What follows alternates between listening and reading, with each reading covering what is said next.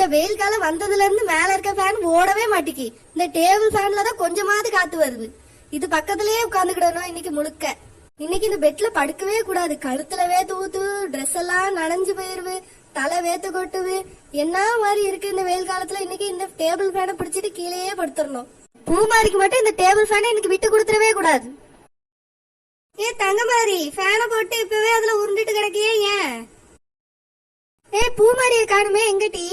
அம்மா அவன் இப்பதான் குளிக்க போயிருக்கா. ராத்திரி 10:30 மணிக்கு என்னடி குளிப்பு? அத உன் மவா கிட்டே போய் கேளு. ஆடை முழுதும் நனைய நனைய மழை அடிக்குதடி, என் ஆசை உள்ளம் நனைய நனைய ஷவர் அடிக்குதடி.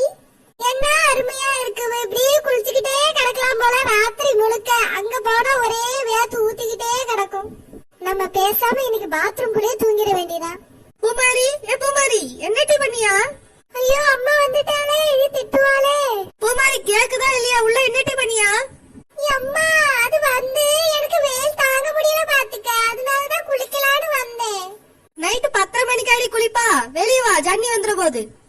அம்மா நீ போமா, இன்னும் 1 மணி நேரமாவது குளிச்சிட்டு வரேம்மா. 1 மணி நேரம் குளிப்பியா? இருக்கிற தண்ணி எல்லாம் காலி பண்றதுக்கா? ஒழுங்கு மரியாதை இப்ப வெளியே வர நீ. சரி சேரப்பா, ஒரே சேர. குளிக்க கூட இந்த வீட்டுல நிம்மதியா விடவே மாட்டிக்காவே. சரி நீ போ, நான் வரேன். ரோசா பூமாரி எங்கம்மா? அவ குளிச்சிட்டு இருக்கா ஜாக் மாமா. வெயில் ரொம்ப தாங்க முடியலையா, அதனால குளிச்சிட்டு கிடக்கா. ராத்திரி பிள்ளையில குளிக்க விடாத ரோசா பூ.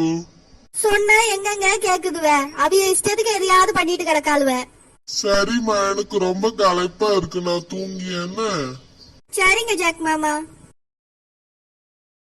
அம்மா இவன் என்னமோ டேபிள் ஃபேன் அடியில படுத்திருக்கா. இதனமா மேல தான படுப்பா. மேல ஏறி படுக்க சொல்ல அப்பா கிட்ட. நான் தான் கீழ படுப்பேன். அவளுக்கு ரொம்ப வேத்து கொட்டுவான் பூமாரி. நீ இன்னைக்கு ஒரு நாள் அப்பா பக்கத்துல படுத்துக்க, அக்கா கீழே படுத்துக்கிட்டோம். அம்மா என்னால முடியவே முடியாதுமா. எனக்கு தான் டேபிள் ஃபேன் வேணும். அவள வேணா வேற எங்கயாவது போய் படுக்க சொல்லலாம். தங்கமாரி, நீ யாரும் மேல போய் படுமா? நான் முதல்ல இன்னைக்கு வந்து இடம் பிடிச்சிட்டேன், நான் போக மாட்டேன். நீ தான தினமும் பெட் மேல படுக்க ஆரம்பிச்சு போய் படுப்பா. இன்னைக்கு போய் படா. இன்னைக்கு அது கீழ படுக்கா. அம்மா எல்லார் வீட்லயும் ஏசி போட்ட உடனே நம்ம வீட்டு சீலிங் ஃபேன் போடவே மாட்டேங்குது. அப்ப நம்ம வீட்லயும் ஏசி வாங்கி மாட்டு. நினைச்ச உடனே அதெல்லாம் வாங்கி மாட்டிட முடியுமோ? அதுக்கு எவ்வளவு செலவாகுமோ யாருக்கு தெரியும்? போய் மேல படுப்போம், தங்கச்சி கீழே படுக்கட்டும்.